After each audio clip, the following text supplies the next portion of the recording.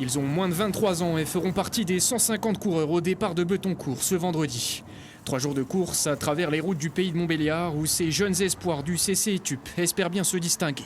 L'étape du vendredi, le prologue, il passe à moins d'1 kilomètre de chez moi. Donc oui, je me sens vraiment à la maison ce week-end.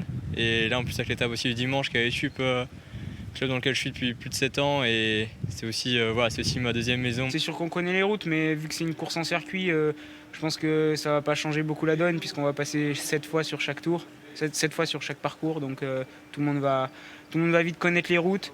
Et pour cette deuxième édition, le Tour cycliste PMA a monté le niveau d'un cran. La course figure désormais au calendrier européen des moins de 23 ans. De quoi offrir aux organisateurs un plateau de prestige. C'est une course internationale, UCI, avec des coureurs de moins de 23 ans et surtout des sélections professionnelles qui seront là, avec des réserves d'équipes de renom comme Jumbo-Visma ou encore Française des Jeux, avec des coureurs qu'on va voir briller, j'en suis persuadé, d'ici quelques années sur des grands tours que sont le Tour de France, la Vuelta ou encore le Tour d'Italie.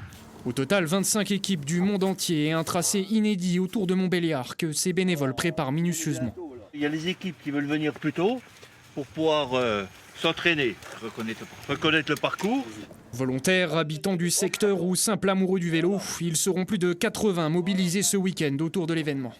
Une journée, là, le jour de course, ça sera à 5h30 levé jusqu'à peut-être 22h le soir, tout ranger le matériel. Il y a quelques années, ils ne voulaient plus de bénévoles, ils voulaient des gens salariés, mais c'est pas possible, quoi.